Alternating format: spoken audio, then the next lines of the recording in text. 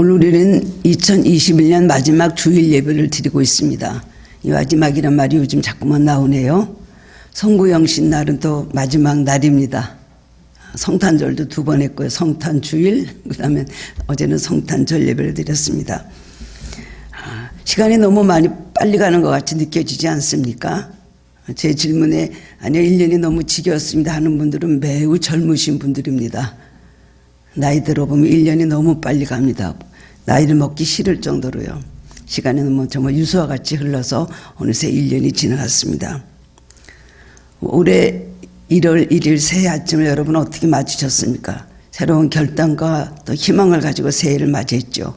그런데 1년이 지난 후에 이 생활을 돌아볼 때 계획하고 하나님 앞에 다짐했던 것들, 희망했던 것들은 하나도 행하지 못하고 그렇게 살지 못했던 것 같습니다.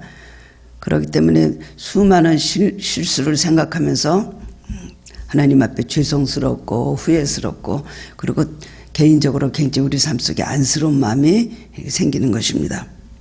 특히 우리 작년에 이어서 올해는 이 코로나19로 직면해 있는 이 현실 속에서 또한 혼란스러운 국가 모든 상황 속에서 우리는 믿음으로 하나님 앞에 맡기는 것보다 현실을 바라보고 소망적인 마음보다 걱정과 불안과 근심으로 살았을 때가 많았습니다. 어찌할 수 없는 환경 가운데 우리 국민들의 마음은 어둡고 우리도 신앙인들의 우리 마음속에도 희망이 사라질 때가 많이 있었습니다.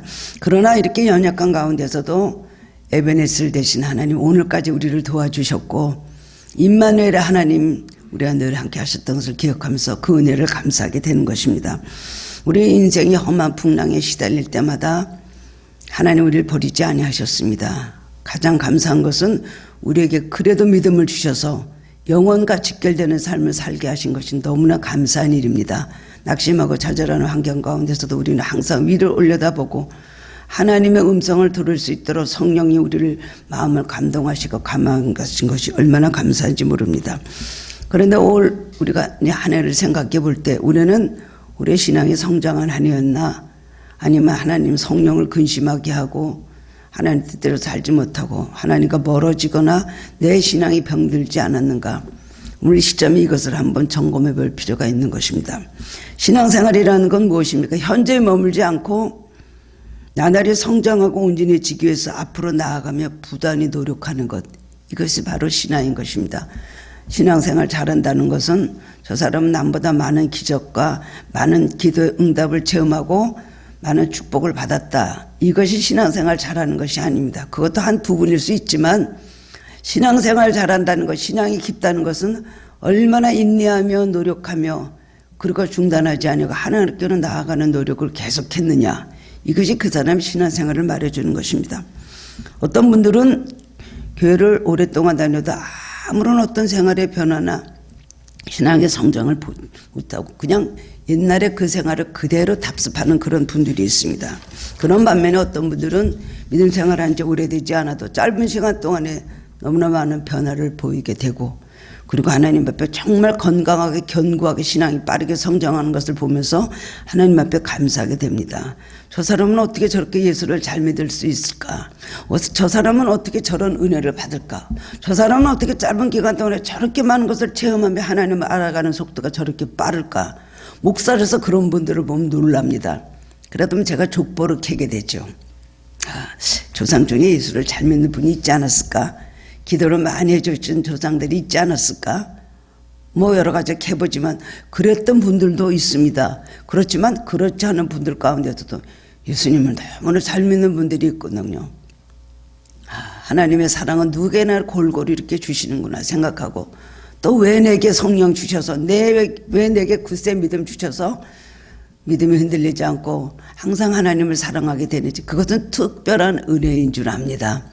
짧은 시간 동안에 그렇게 많은 걸 체험하고 신앙이 놀랍게 변화되는 분들 보면 정말 하나님 앞에 감사하게 되고 하나님 살아계심을 부인할 수가 없는 것입니다. 특별히 하늘교회 성도님들은 제가 괜히 칭찬하는 것이 아닙니다. 그리 크고 숫자가 많은 교회는 아니지만은 개인적으로나 가정적으로 신앙이 많이 변화되고 성장한 것을 보면서 하나님 앞에 1년 1번 너무 감사하게 됩니다. 아내가 열심히 믿으면 꼭 남편의 신앙에 따라서 성장하게 되는 것을 보고요. 결국 은혜를 받다 보면 생활에 많은 축복의 열매도 거두는 것을 보게 됩니다. 하나님의 영적 법칙은 이것이 외되는 것이 없습니다. 인내하며 열심히 있는 신앙생활로 직장도 자녀들도 점점 지경을 넓히시는 축복들을 받는 것을 봅니다. 그래서 가정마다 간증거리들이 있습니다. 여러분 1년을 돌아볼 때 내가 올해 뭘 받은 것이 있나요? 축복받은 것은 없고 은혜 받은 것은 있지만 축복받은 것은 별로 없습니다 라고 말하실 수 있는 분들이 있을 거예요. 여전히 동일한 어려운 환경 가운데 있는 분들은. 그렇지만은 가장 큰 은혜는 뭡니까? 쓰러질 수밖에 없고 넘어질 수밖에 없고 정말 죽을 것 같은 그런 순간에 지켜주신 은혜. 가나안의 축복만 축복입니까? 광야에서 지켜주시는 축복은 놀라운 은혜입니다. 광야에서 어땠습니까? 매 하늘에서 만나가 내렸어요. 가나안에 가서는 이 만나를 체험하지 못했습니다. 낮에는 구름 기둥, 밤에는 불 기둥으로 지켜주시고 그 사막길 가운데서도 옷이 헤어지지 않고 발이 부르트지 않았다 그랬습니다. 하나님의 사랑은 광야에서 가장 큰 하나님의 사랑을 체험했습니다. 심한 연단과 훈련 가운데 있었지만은 광야에서 하나님께서 매일매일 새벽마다 밤마다 하나님께서 또 낮에 행진하는 가운데 지켜주신 것은 다른 언어에 비교할 수가 없는 것입니다. 여러분 오래 힘든 삶을 살고 매일 똑같다고만 말하지만은 그렇지 않습니다. 하나님 지키시는 은혜가 이렇게 있는 것입니다. 그래서 신앙은 많이 성장할 수밖에 없는 것이고 많은 고통을 겪고 그것을 신앙이 성장한 분들 보면은 그건 말하는 것이 달라요. 말씀에 대해서 깨닫는 것이 달라요. 기도를 하면 힘이 있고 그 기도를 들을 때 많은 사람들이 마음의 은혜를 받게 되는 것입니다. 가정마다 간증거리들이 있습니다. 이것은 먼저 하나님의 은혜요 신앙의 성장으로 인한 축복의 열매라고 생각합니다. 사도 바울은 갈라디아서 3장 3절에서 이렇게 말했습니다. 너희가 성령으로 시작하였다가 이제는 육체로 마치겠느냐. 여러분 올해 1월 1일은 성령으로 시작하셨죠? 성구영신 예배 다 작년에 드리셨을 겁니다. 새해를 믿음으로 시작했는데 지금 육체로 마칠 수가 있어요? 우리가 만약에 올해 육체로 지난 생활을 살았다면 다시 성령으로 돌아가야 되는 것입니다. 새해를 맞이하는 이 시점에 다시 한번 성령으로 시작하는 우리들이 되어야 되는 것입니다. 자신을 성찰하고 새롭게 결단함으로 새해를 맞이해야 될 것입니다. 우리는 생각 있게 살아야 됩니다. 책임 있는 삶을 살아야 됩니다. 우리 그리스도인들은 하루하루 살아가면서 1년 1년 살아가면서 내가 올해 하나님 앞에 어떤 삶을 살았는가 자기 자신을 돌아볼 줄 알아야 되죠. 소크라테스가 유명한 말을 했잖아요. 너 자신을 알라. 우리는 성경을 통해서 우리 자신을 깨달아야 되는 거 우리 말씀의 거울을 통해서 우리 자신을 비춰봐야 된다는 것입니다. 기업을 경영하는 사람은 연말이 되면 1년 동안의 총 손익을 계산하고 기업의 보다 나은 성장을 위해서 다음 해를 준비를 합니다. 다 그러지 않습니까? 계획하고 서로 또 토의에 의논하고 하면서 새로운 계획을 세우는 것입니다. 마찬가지로 개인은 우리도 나에게 남은 영적 자산은 무엇인가? 내가 올해 성장한 것은 무엇인가? 내가 올해 받은 은혜는 무엇인가? 그래서 한번 돌아보면서 하나님 앞에 새로운 각오로 새해를 맞이하시기를 원합니다. 말씀을 통해 깨달음으로 함께 은혜를 나누기를 원합니다. 첫 번째로는 하나님의 도우심이 손길이 있었다는 것을 알고 그것을 발견해야 됩니다. 하나님 나를 뭘 도와주셨어? 여전히 고난 속에 아직도 응답하시지 않고 나를 힘들게 하시잖아. 이런 생각을 가지시고 있는 분들이 있습니까? 그럴수록 아플 때일수록 자녀가 아플 때일수록 그 엄마는 어떡합니까? 아빠는 계속 그 자녀 옆에 있습니다. 그리고 이 말을 짚어봅니다. 열이 나는가 열이 나지 않는가 아픈가 아닌가 밤에 잘 자는가 근심스러운 눈빛으로 들여다보고 있죠. 마찬가지로 우리의 힘들고 어려운 가운데 하나님께서 우리를 도와주신 손길이 많았다는 것을 여러분 부정하면 안 됩니다. 뭐를 나를 도와주셨어? 여전히 힘들잖아. 여전히 똑같은 내용의 삶을 살며 여전히 똑같은 기도의 내용을 가지고 하나님 앞에 하려고 있지 않냐. 그렇지 않습니다. 한번 잘 생각해 보면 하나님 나를 얼마나 도와주셨는지 도움의 손길이 있었는지 우리는 찾아보면 발견할 수 있습니다. 그리고 감사해야 되는 것입니다. 우리는 모두 다양한 환경과 그리고 우리는 모든 그런 환경과 일들을 경험을 했을 것입니다. 어떤 분은 비교적 굉장히 평탄하고 편안하고 별 문제없는 한 해였다 생각할 수 있습니다. 그리고 어떤 분은 참으로 힘들고 어려운 파도를 헤쳐는 한 해였다고 기억될 수도 있을 것입니다. 또 우리 전현성 권사님 저렇게 앉아 계시지만은 2021년도는 무슨 해였는가 생각하면 남편을 전국 소천하신 그 사건을 생각할 수 있겠죠. 우리 삶 속에 매해 큰 사건들, 어려웠던 사건들, 슬펐던 일들, 아니면 기뻤던 일들, 참 축복받은 일들, 그런 일들을 우리는 많이 겪고 사는 것입니다. 굉장히 어려움을 겪고 있는 어떤 의사, 제가 잘 아는 의사분이 있었는데요. 자식이 4명이에요. 미국에 다 4명을 보냈는데 그렇게 모든 일들이 어렵습니다. 학비되는 것도 어려울 뿐만 아니라 한 단계 한 단계 시험도 많고 이런 과정이 얼마나 힘들었는지 몰라요. 그래서 참 괜히 미안하고요, 제가. 그러면서 참 좋은 일이 있겠지 계속 축복기도 해주고 있었습니다. 참고 견디세요. 좋은 일이 있을 것입니다. 몇 년 동안 참으로 메마른 사막길 같은 길은 걸었어요. 근데 며칠 전에 미국의 페이스북이라는 데 취직을 되었습니다. 구글도 됐어요. 얼마나 잘된 일입니까? 그래서 제가 그랬죠. 어떤 기분이세요? 사막에서 콜라를 생수를 한 잔 마신 기분입니다. 이렇게 말하더라고요. 그렇죠. 우리가 사막걸을 걸어가다가도 주님께서 우리에게 예배드릴 때 은혜 주시는 것, 우리 마음에 소망을 주시는 것, 슬펐을 때 마음을 치유하시는 것, 주님의 사랑의 손길을 느낄 때 그것이 바로 은혜인 것입니다. 이것을 우리는 감사해야 된다는 것입니다. 그것을 아는 사람이 신앙의 사람이요, 그것을 입으로 고백하는 사람이 참된 그리스도인이라고 할 수가 있습니다. 받은 은혜 하나도 없습니다. 이 정도도 못 사는 사람 어디 있어요? 예수 안 믿어도 이렇게는 다 살아요. 기도할수록 더 나빠지잖아요. 그런 의문이 생길 수도 있지만 그런 가운데 하나님 우리를 많이 도와주셨다는 걸 우리는 깨달아야 된다는 것입니다. 감사한 한 해였을 수도 있고 올해같이 다시 살아려면 난 정말 못 살 것 같아 이렇게 생각하는 한 해도 있지만 하나님 우리가 힘들고 어려울 때도 함께 하시고 형통할 때도 함께 하시고 붙잡아 주신 하나님의 사랑 우리는 늘 깨닫고 살아가야 되는 것이고 그런 사람에게 은혜를 더하시고 그런 사람에게 하나님께서 더 많은 축복의 열매를 거두게 하신다는 사실을 잊어버리지 마시기를 바랍니다. 인생은 다 그런 겁니다. 피터 와그너 목사님에게 어떤 사람 친구 어떤 사람 믿음이 좀 없는데 하도 고난을 많이 겪고는 찾아와서 대답 좀 해 주십시오. 어디 가면 고통이 없는 데가 있겠습니까? 어디 가면 근심 없는 데가 있겠습니까? 정말 너무나 힘든 삶을 살고 있습니다. 그랬더니 피터 와그너 목사님 한참 보더니 공동묘지로 가시오. 공동묘지로 가면 고통이 없다는 것이죠. 죽은 사람 말이 없잖아요. 그렇습니다. 우리는 하나님께서 우리에게 고난과 형통을 병행해서 주셨다 그랬어요. 맨날 맑은 날만 있는 것이 아니고 맨날 비바람이 부는 날만 있는 것도 아닙니다. 겨울이 있으면 봄이 오죠. 겨울은 무슨 약속이에요? 봄이 온다는 약속이에요. 고통을 당할 때는 믿음의 사람들은 축복이 온다는 하나님의 약속을 바라봐야 되는 것입니다. 그러기 위해서 우리를 인도하시고 우리를 위해서 늘 우리를 붙잡아 주신다는 겁니다. 인간은 항상 순풍에 뒀던 것 같은 삶을 살지만 그렇지 않은 때도 많이 있습니다. 항상 잘 나가던 사람이 어느 때부터 고난을 당하고요. 또 고난 당하던 사람이 어느 때부터 불리기 시작하고 여러분 자기 자신도 그렇지만 남의 삶을 돌아보면 그런 것을 많이 깨닫게 되거든요.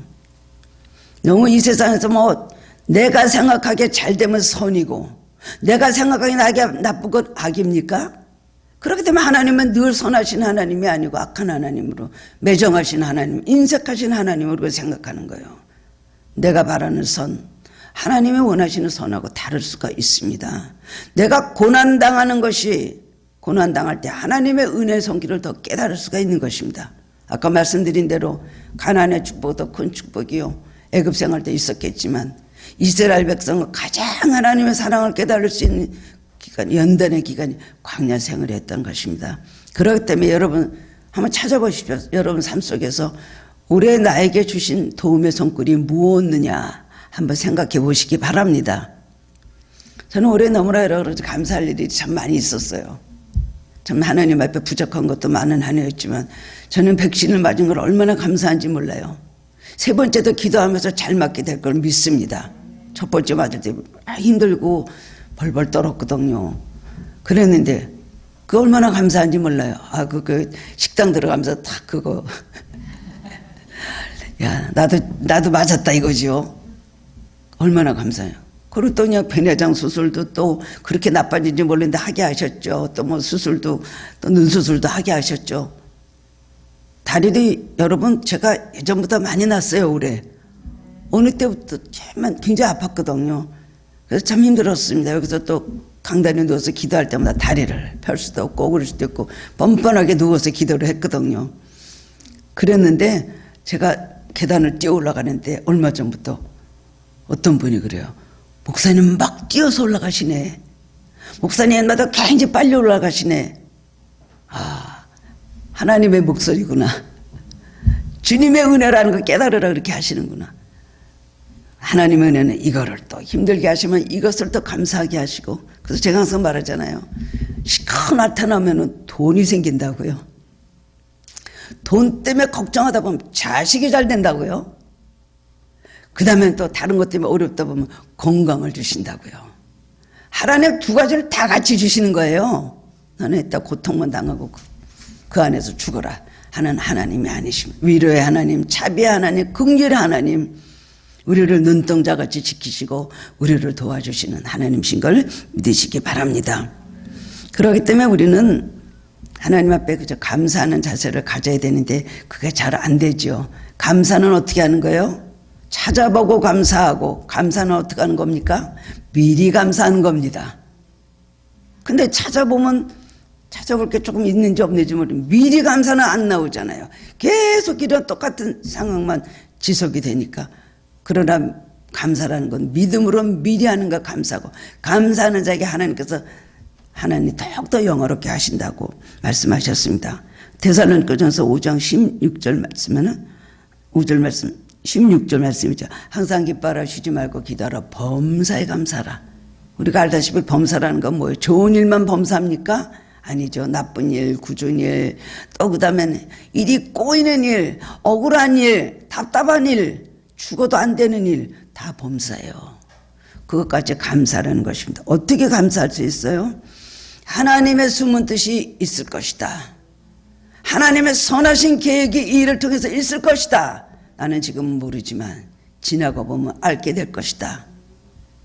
아기를 해산한 엄마들이 얼마나 아픕니까?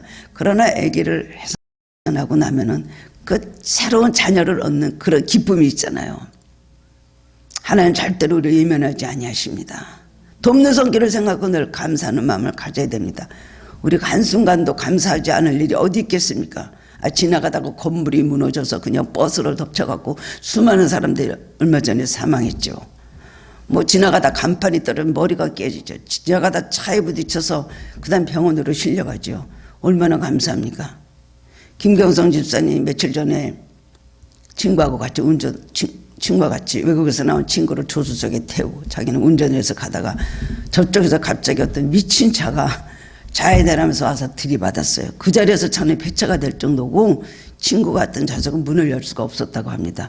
그런데 거의 안 다친 거. 에어백이 2개씩 다 터지고 그렇게 난리가 나고, 다행히도 그 들이받은 사람이 그냥 그 순간에 내가 잘못했다고, 내가 잘못했다. 거기서 또 아니라 그러고 옥신각신하면 어떡하겠어요. 다 내 잘못이라고 그랬다고 합니다.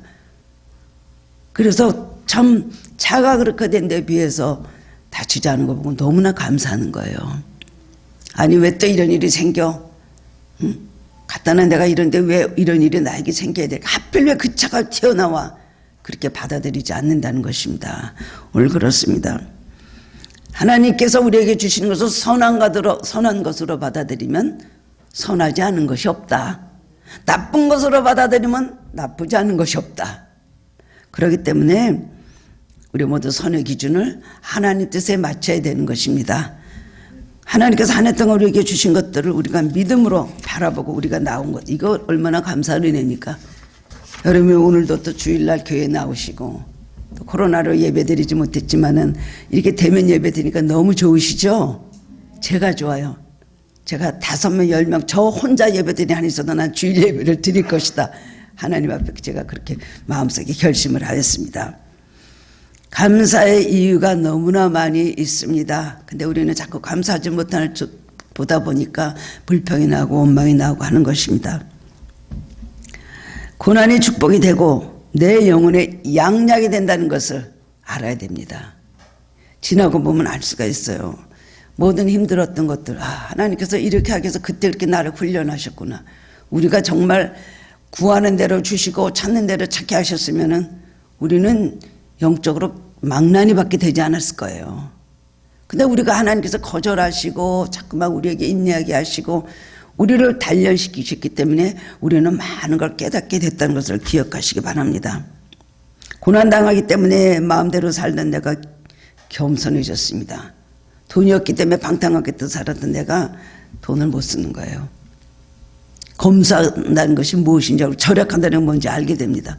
고난당하기 전에는 얼마나 교만합니까? 근데 내가 낮아지고 자아를 죽이는 것을 꺾이는 것을 배우는 것이죠. 참을 줄 모르던 내가 인내를 배우게 됐고 풍족해도 감사를 모르던 내가 정말 이 모든 빈궁한 가운데도 감사하게 되는 것. 이거 하나님의 은혜입니다. 먼저 하나님께서 그것을 빛을 비춰주시고 그 다음에 우리에게 원하는 것을 주십니다. 그렇기 때문에 그의 나라와 그의 일을 구하라. 그리하면 이 모든 것을 너에게 더하여 주시리라 약속을 하셨습니다. 여러분 현실만 너무 보지 마시기를 바랍니다.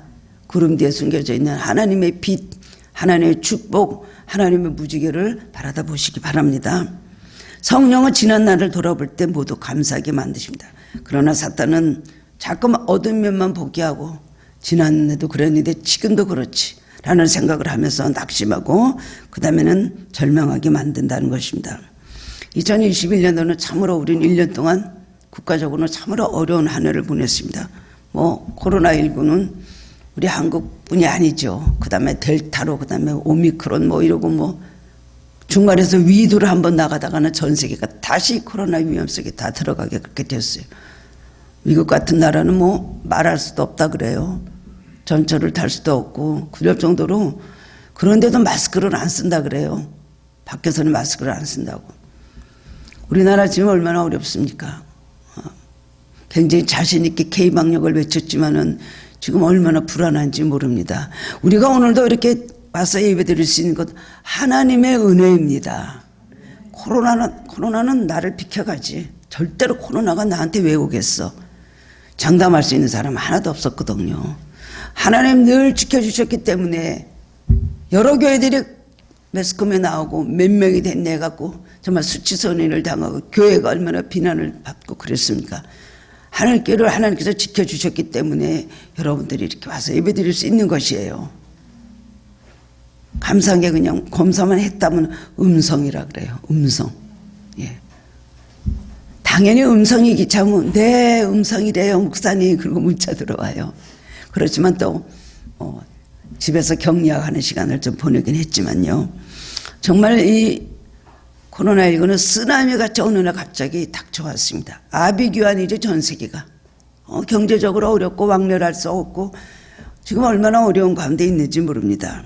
그리고 매일 보도되는 게 몇 명 정치적인 상황은 또 얼마나 우리를 분노하게 하고 얼마나 절망하게 만듭니까? 어느 사람을 믿고 우리가 대통령을 뽑을 수가 있겠어요. 모든 나라의 흥망성쇠는 하나님께서 쥐고 계십니다. 우리는 그걸 알기 때문에 그래도 우리는 기도 생활을 중단하지 않았습니다. 교회 와서 달려와서 기도하시는 분들도 있었고 집에서 그러다 하나님 바라보고 이 전 세계가 마귀의 모든 지배 아래 정복당하고 있지만 우리가 하나님께 기도하면 하나님께서 이 모든 것을 바꿔주실 것이라 우리 믿음 가운데 오늘도 기도를 하고 왔습니다. 아무리 어느 시험이 닥친다 할지라도 우리가 엎드려 기도하면 우리는 완전히 역전하는 역사가 있는 걸 믿고 오늘도 내일도 우리는 하나님을 의지하고 기도할 것입니다. 이 믿음을 주시는 하나님 얼마나 감사합니까? 하나님을 의지하지 않고 살아갈 수가 있습니까? 잠깐만 뒤에 계십시오. 제가 한번 해보고 안 되면 부를게요. 그게 되는 일입니까? 내 인간 능력만으로는 영적 싸움에서는 특히 승리할 수 없습니다. 그리스도인들의 모든 삶은 모든 일들은 영적 싸움입니다. 영적인 것과 무관한 것은 하나도 없더라고요. 모든 게 다 영적인 것입니다. 작은 것 하나도 성령의 역사냐 사탄의 역사냐 항상 대적하고 대립하고 싸우게 그렇게 되는 것이거든요. 그렇기 때문에 우리는 말씀을 붙잡고 기도해야 된다는 것입니다. 하나에 하나를 더하면 둘이 된다는 것, 이 모든 이성적 한계를 믿음으로 띄워놓고 기도하는 사람은 하나님이 살아계신다는 것 부인할 수 없는 기적을 체험하게 해주십니다. 그런 믿음을 가지시기를 바랍니다. 우리에게 고난 주시지만은 감당할 일도 함께 주셨다는 것, 이게 감사해야 됩니다. 고린도전서 10장 13절에 보면 사람이 감당할 시험 밖에는 너희에게 당한 것이 없나니 오직 하나님이 미쁘사 너희가 감당치 못할 시험 당함을 허락지 아니하시고 시험 당할 즈음에 또한 피할 길을 내서 너희로 능히 감당하게 하신다. 감당하게 하신다는 건 뭐예요? 고난을 이겨낸다는 거예요. 이것이 감사한 것입니다. 고난을 당하지만 능히 이겨낼 수 있는 힘을 주신 것, 이것이 얼마나 감사한지 모릅니다. 많은 분들이 또한 가장들이 그런 말을 합니다. 물질적으로 어려움 당할 때 목사님 제가 이달 말에는 어떻게 될지 몰라요. 다음 달에는 제가 어디가 있을지 몰라요.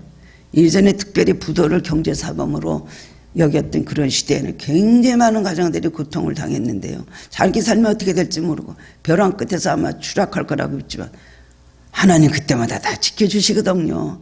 우리가 하나님 안에 사느냐 믿음으로 사느냐 하나님 의지하고 사느냐, 이것이 중요한 것입니다. 올 한 해 동안 우리를 연단하심으로 성장시키셨습니다. 또 훈련을 감당할 수 있도록 힘을 주신 하나님의 여러분 감사하시기 바랍니다. 신명기 32장에서 34장 보면은 모세도 똑같은 고백을 하였습니다. 이제 느보산 정상에 올라가서 세상을 떠나게 된 모세는 여호수아에게 이스라엘을 이제부터 지휘하라고 그 다음에 지휘권을 그에게 위임을 합니다. 그러면서 40년 동안 걸어온 험한 광야의 길을 돌이켜보면서 나는 적과 꿀이 흐르는 가나안 땅에 들어가지 못하지만 지금까지 40년 동안 내게 맡겨준 사명을 감당할 수 있도록 능력을 주신 하나님께 감사하노라.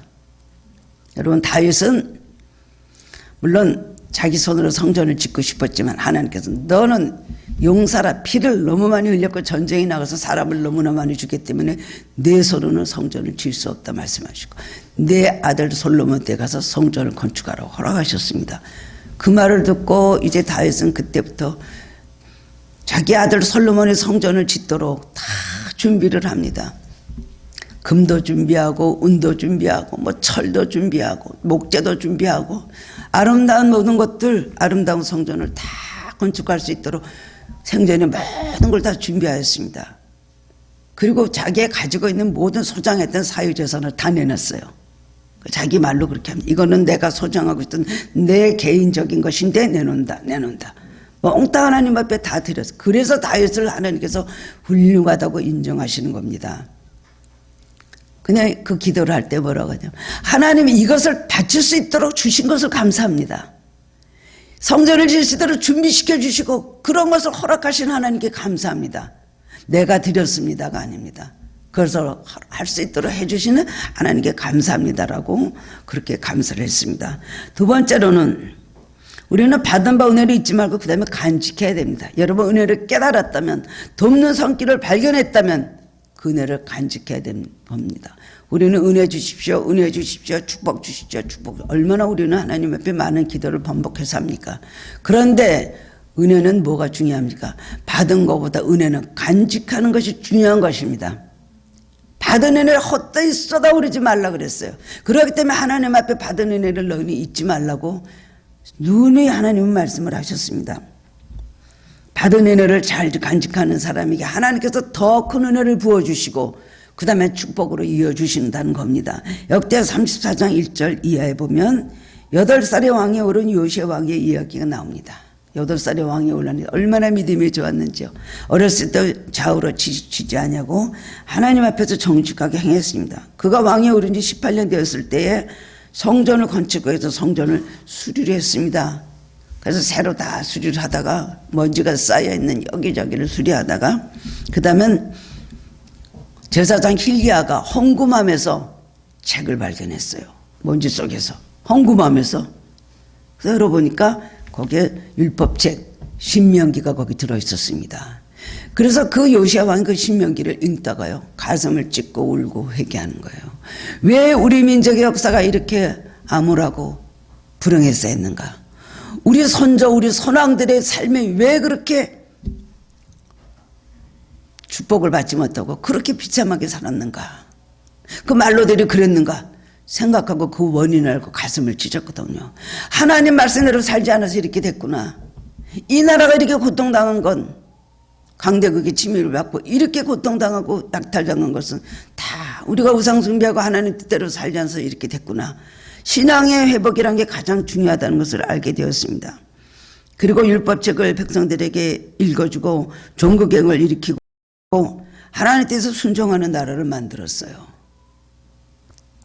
요시야 왕은 하나님의 진노가 열조들의 죄 때문에서 깨닫고 백성을 변화시키고 우리들이 이제 하나님 앞에 바로 순종하는 백성이 되어야 되겠다. 이것을 그들에게 깨닫게 하고 큰 역사를 일으켰다는 것입니다. 우리는 한 해 동안 받은 은혜 감사해야 되고요.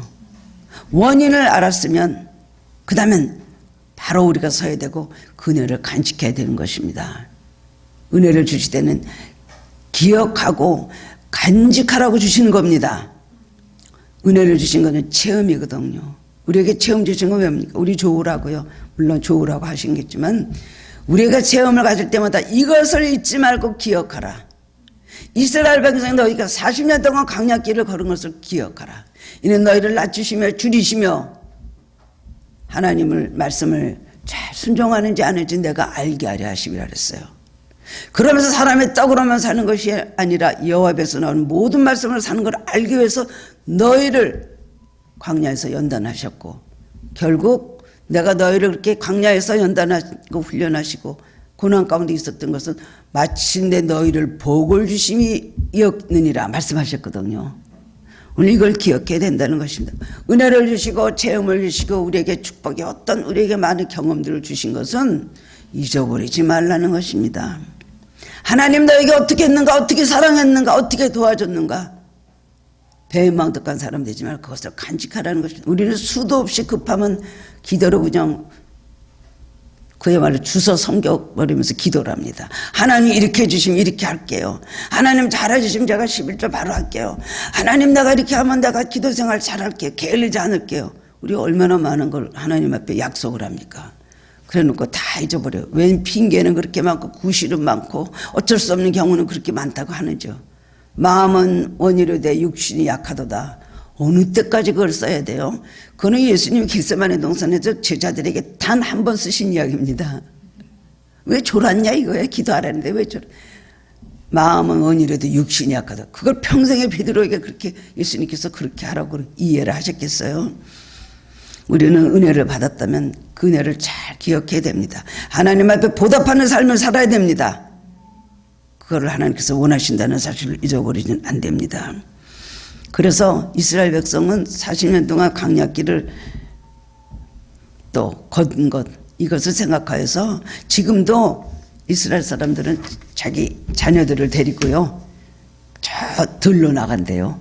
그래서 거기다 이렇게 텐트를 쳐놓고요 이렇게 우리 조상님들이 이렇게 여기서 이렇게 빵을 먹고 그리고 출애굽해서 나왔고 광야에서 하나님께서 만나 메추를 먹여주셔서 살았고 그 조상들의 광야길을 걸으면서 하나님의 도와주신 은혜를 지금도 가르친다고 합니다. 얼마나 오래된 얘기입니까? 3,500년 전 얘기 아니에요. BC 1,500년 전의 얘기를 지금 AD 2000년 될 때 그 자녀들에게 그것을 가르친다는 거예요. 그런 많은 빵을 먹으면서 거기서 그런 생활을 한다는 것입니다. 은혜는 받는 것도 중요하지만 간직해야 되고요. 잊어버리지 않는 것이 더 중요하다는 사실을 기억하시기 바랍니다. 마지막 세 번째로는 도약하는 신앙을 가져야 됩니다. 도약한다는 건 점프한다는 거죠. 뛰어오른다는 거예요. 우리 신앙은 매일 그 자리에서 고인물같이 되어 있으면 안 됩니다. 나날이 성장해야 되는 것입니다. 어린아이를 낳았으면 그 아이가 자라야 되죠. 자라지 않는 아이는 뭐 병든 아이죠. 뭐 나이가 30살 이렇게 된 사람, 몇 살 난 아이의 신체를 가지고 있다 이런 걸 가끔 이렇게 보지 않습니까? 완전히 병드는 거죠. 우리 신앙은 나날이 성장해서 올라가야 되는 것입니다. 독수리가 날개치며 올라가듯 점점 위를 향해서 올라가는 우리들이 되어야 됩니다. 여러분, 작년보다 올해 신앙이 좋았어야 되는 것입니다. 근데 올해 신앙이 병들었다면 내년에는 2배로 올해 부족했던 것을 다 그것을 채워서 내년에는 더 뛰어오르고 성장하는 한 해가 되어야 된다는 것입니다. 우리는 연약할 때도 있지만 그 병의 치유함을 받고 그리고 새로워지도록 노력을 해야 된다는 것입니다. 출애굽기 14장 보면 홍해 앞에서 두려워 떠는 이스라엘 백성이 하나님께서 뭐라 그러셨어요? 모세에게 너는 왜 두려워하느냐? 지팡이를 들고 손을 바다 위로 내밀어라. 그럴 때 홍해가 육지같이 갈라졌죠. 오늘도 마찬가지입니다. 우리에게 주신 은혜와 체험을 디딤돌로 하여서 새로운 세계로 도약하는 우리가 되어야 된다는 것입니다. 그리스도 안에 사는 삶, 우리에게는 믿음이 있습니다. 믿음은 자기를 뛰어오르게 합니다. 믿음이 없으면 점점 밑으로 추락할 수밖에 없습니다. 땅만 내려다보는 것이죠. 그러나 믿음이 있으면 위로 올려다보기 때문에 밝은 하늘이 보이고 신령한 세계가 보인다는 것입니다. 그렇기 때문에 믿음 생활을 깊이 할 때 여러분 영안이 열립니다. 새로운 은사와 새로운 많은 좋은 것들을 하나님께 체험하고 받을 수가 있는 것입니다. 오래전에 시골에서 중학교를 중퇴한 전근우이라는 학생이 있었습니다. 얘는 신문팔이를 하다가 너무 어려워서 그 다음엔 하전민과 같이 산속에 들어가서 농사를 지으며 살았다고 합니다. 그런데도 교과서를 가지고 열심히 공부했어요. 전근우는 너무나 신앙이 좋은 사람, 하나님 살아계심을 분명히 믿고 하나님을 의지하고 늘 하나님께 기도하며 살았던 그런 학생이었습니다. 그런데 혼자 밤에 그냥 조그만 촛불 켜놓고 공부를 하는데 가장 답답한 것은 내가 지금 이 공부하는 것이 바른 것인가, 이 답이 바른 것인가 아닌가 가르쳐주는 사람이 하나도 없었다는 것이 가장 그것이 답답한 일이었다고 합니다. 그런데 스승이 둘이 있었는데 하나는 KBS에서 보내는 교육방송이고 또 다른 하나님은 하나님이었어요. 혼자 기도하면서 또 공부하고 기도하면서 그래서 이제 낮에는 농사짓고 밤에는 그렇게 공부했다는 것입니다. 그러다가 최연소자로 서울대 법대에 합격을 했다고 합니다. 실질적인 있었던 얘기죠. 서울대 법대 지원해낸 기자들의 질문에 그는 이렇게 대답했습니다. 나는 앞으로 목사가 될 사람인데요. 하늘나라의 법을 배우는 것보다 먼저 이 세상 법을 배워야 되기 때문에 세상 법을 먼저 배웠습니다. 그래서 법대를 그가 지원했다는 것이에요. 그리고 선생님이 누구셨습니까? 하나님 나의 선생님이셨습니다. 말했다는 거예요. 공부만 선생님이셨겠습니까? 하나님을 그렇게 의지하니까 하나님께서 그 삶의 스승이 되어주시고 길이 되시고 하나님이 그를 인도하는 인도자가 되셨다는 겁니다. 믿음으로 하나님으로 따라가는 사람에게는 실패가 없습니다. 우리가 부족한 것이 있고 허물투성이요 실수투성이요 다 기억도 하지 못하게 부족한 것이 많이 있었죠. 신앙의 진보를 묻지 못하고 그냥 신앙이 정체되어 있고 믿음이 식고 하지는 않았는지요.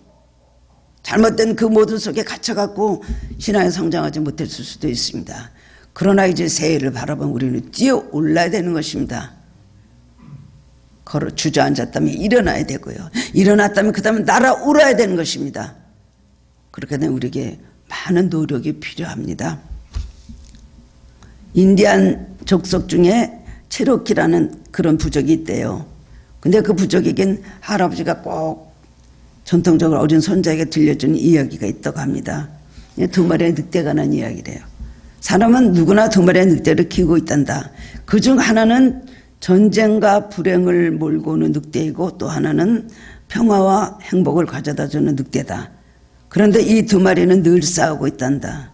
그런데 과연 2마리 중에 어느 쪽의 늑대가 승리할 것 같으냐. 손자가 대답을 못하고 했어요. 할아버지가 말하기를 그것은 주인이 밥을 많이 주는 늑대가 승리하지. 밥을 많이 먹는 늑대가 힘이 세다는 거죠. 그게 이긴다는 거죠. 마찬가지로 우리는 키워야 될 것에 관심이 더 많아야 되는 것인데 키워야 될 게 관심이 많습니까? 없애야 될 것에 관심이 많습니까? 제거해야 될 것에 관심이 많습니까? 아니면 우리가 성장해야 될 일에 관심이 많습니까? 제거해야 될 건 제거해 버려야 됩니다. 취해야 될 것은 취해야 되는 것입니다. 근데 우리는 버려야 될 것은 취하고 취해야 될 것은 버리고 이런 정반대의 삶을 살기 때문에 우리는 아무 성장이 없는 것입니다. 불순종과 죄의 모습을 보셨지만 하나님 이 죄인들을 어떡할까 명령을 시켜 생각하지 않았어요. 명령을 시킨 건가 구원해 주실 것 두 가지를 생각하시는데 하나님은 구원해 주실 것을 더 생각하셨습니다. 인간을 사랑하시는 것을 더 하나님 생각하셨습니다. 그래서 독생자들 예수 그리스도를 이 땅에 보내시고 우리를 위해서 십자가 달려 돌아가시면 우리를 구원해 주셨습니다. 우리는 지혜로운 삶은 어떤 사람일까요? 버릴 것은 버리고 취할 것을 취해야 되는 오늘까지 우리의 나쁜 습관과 버려야 될 습관과 하나님께서 기뻐하지 않는 모든 우리의 나쁜 생활이 번복되는 모든 우리 안에 있는 우리의 모든 나쁜 습성들을 버려야 되는 줄 압니다. 밑에서 잡아 당기는 모든 것들, 쓸데없는 것들, 우리를 붙잡고 있는 얽매이기 쉬운 죄들을 다 벗어버리고 믿음의 좋은 좋게 하신 예수 그리스도를 바라보라고 성경은 말씀을 하고 있습니다. 이제 올해도 닷새 남았습니까? 얼마 남지 않았습니다. 다시 한번 지금 어떨 때일까요? 결심할 때입니다. 자신을 돌아오고 마음을 새롭게 할 때입니다.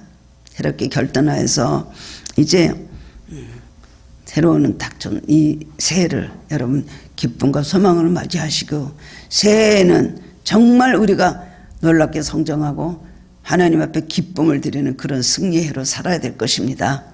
올해도 영적 삶에서 승리하셨습니다. 하나님께서 우리를 돌보시고 지켜주시는 은혜를 감사를 드리죠. 나에게 주신 은혜 디딤돌로 삶아야 됩니다. 나의 또 모든 실패도 디딤돌로 삶아서 축복된 새해를 맞이하시는 성도님들 되시기를 주님의 이름으로 축원합니다. 사랑의 주님 은혜 감사드립니다. 주님 2021년도도 주님 은혜 가운데 주님 지나가게 하시니 감사합니다. 주님 다사다난했던 1년을 생각하면서 하나님 정말 하나님 앞에 너무나 죄송한 것 부끄러운 것밖에 없습니다. 알면서도 지은 죄가 많이 있었고 모르고도 지었고 생각하지 못하고 고백하지 못하고 아직도 남아있는 용서받지 못한 죄들이 있다는 것을 기억하게 하시고 하나님의 마음을 알게 하여 주시옵소서. 내 생각대로 내 소견대로 살지 말고 주님의 마음이 어떤 줄 알고 주님의 마음과 하나 되는 삶을 살도록 우리 마음을 감동하시고 우리 안에 역사해 주시길 원하고 기도합니다. 1년 동안 지켜주시는 은혜 감사드립니다. 주님 우리의 많은 여러 주일을 우리가 비대면으로 우리가 예배를 드리지 못했지만 주님 이제는 대면 예배로 예배드리게 하시면 감사하고 앞으로도 이 성령 충만한 예배 은혜스러운 예배가 하늘께서 하나님 꼭 매일매일 드려질 수 있도록 축복하시고 교회 문을 활짝 열어 주시옵소서. 감사드렸고 예수 그리스도 이름으로 기도드리옵나이다. 아멘.